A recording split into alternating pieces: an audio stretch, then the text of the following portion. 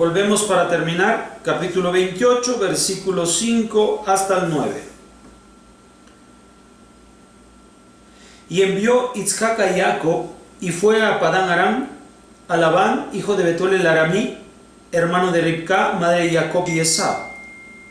Vio Esab que había bendecido Isaac a Jacob, y lo envió a Padán Aram para tomar para sí de allí una mujer, y al bendecirlo le ordenó diciendo: no tomarás una mujer de las hijas de Canaán.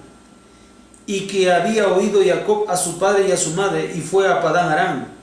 Entonces vio Esab que eran malas las hijas de Canaán a los ojos de Isaac su padre. Fue pues Esab a Ismael y tomó a Mahalat, hija de Ismael, hijo de Abraham, hermana de Nebaiot, además de sus mujeres, para él como esposa. Bien, otra vez vamos a distinguir la diferencia de carácter entre Jacob y Esab.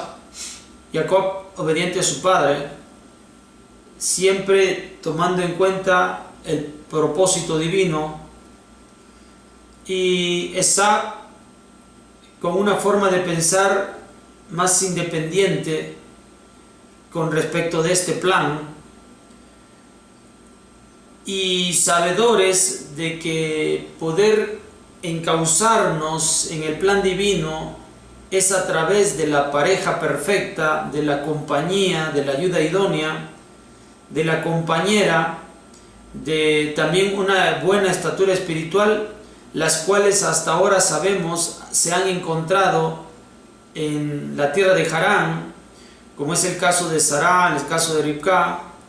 Así entonces a Jacob se le encomienda que al mismo lugar vaya por una de esas grandes mujeres que se encuentran en ese lugar. A diferencia de esto, Esab se mueve, tampoco no contrariamente a lo que dice la Torá, pero va en busca de los descendientes de Ismael, de quien también es hijo de Abraham, una pareja para él. Sí, también es una buena pareja en comparación de las parejas anteriores, de las compañeras anteriores, pero no es la pareja correcta de acuerdo a lo que del plan divino.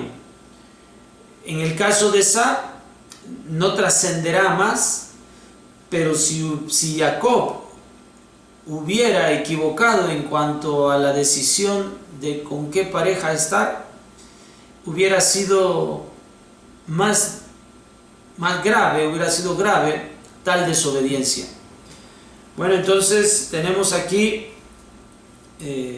un ejemplo más del beneficio de la obediencia, del consejo, a fin de encontrar una vida un poquito más estable y una pareja correcta para seguir con la misión en este mundo.